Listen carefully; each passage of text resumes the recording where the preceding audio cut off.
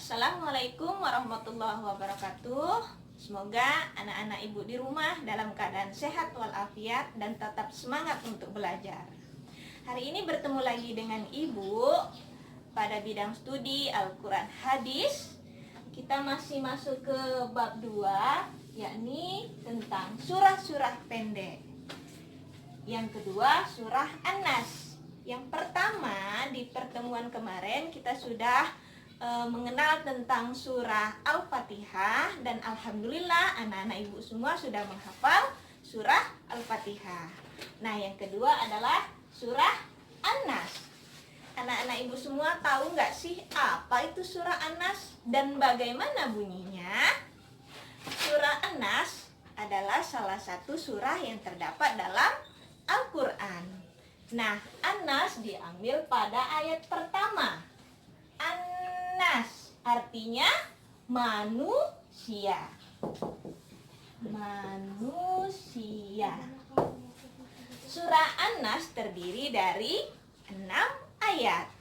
Surah ini turun di kota Mekah sehingga disebut surah Makkiyah. Nah, surah An-Nas juga surah terakhir dalam Al-Quran, yakni ayat ke-114.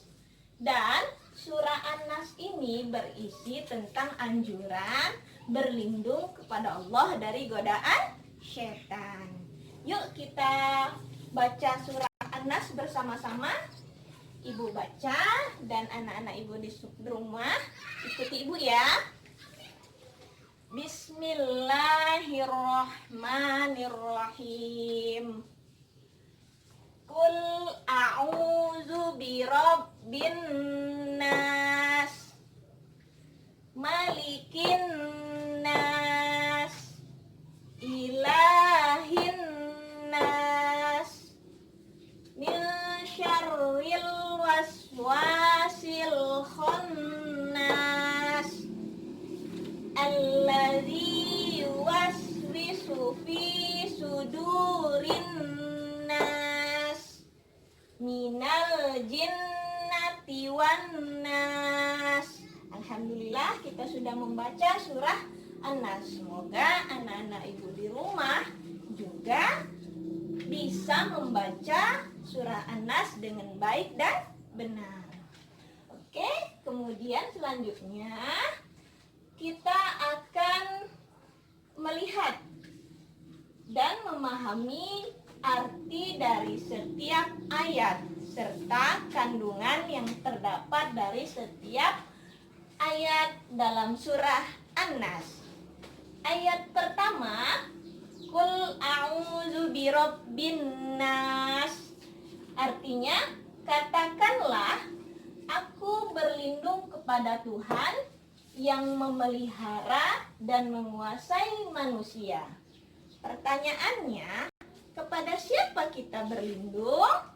Ya, jawabannya kepada Allah.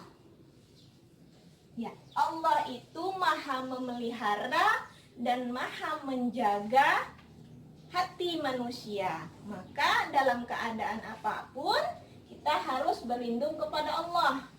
Contohnya, kita merasa takut, kita merasa khawatir, kita merasa gelisah, maka mintalah perlindungan kepada Allah.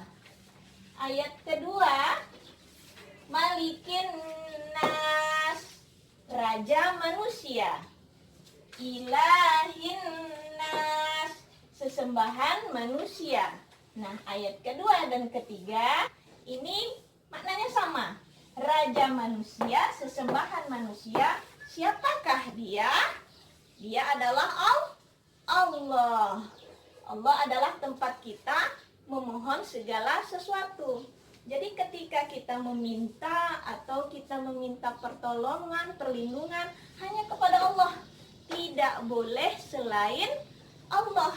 Jika kita percaya pada makhluk Allah yang lain, sama dengan kita menduakan Allah. Nah, itu adalah perbuatan yang dilarang. Kemudian La ilaha illallah, tiada Tuhan selain Allah. Artinya kita hanya percaya dan yakin kepada Allah dalam kondisi apapun. Selanjutnya, ayat keempat. Min syarril waswasil khannas. Dari kejahatan bisikan setan yang bersembunyi. Nah, setan ini tugasnya adalah menggoda manusia melakukan kejahatan. Contohnya, ketika azan berkumandang, panggilan sholat, saat itu kita merasa malas, ngantuk, enggan untuk mengerjakan sholat. Nah, di saat itulah setan sedang menggoda kita agar kita meninggalkan sholat. Nah, inilah tugasnya setan, membisikkan sesuatu ke dada manusia agar kita melakukan kejahatan.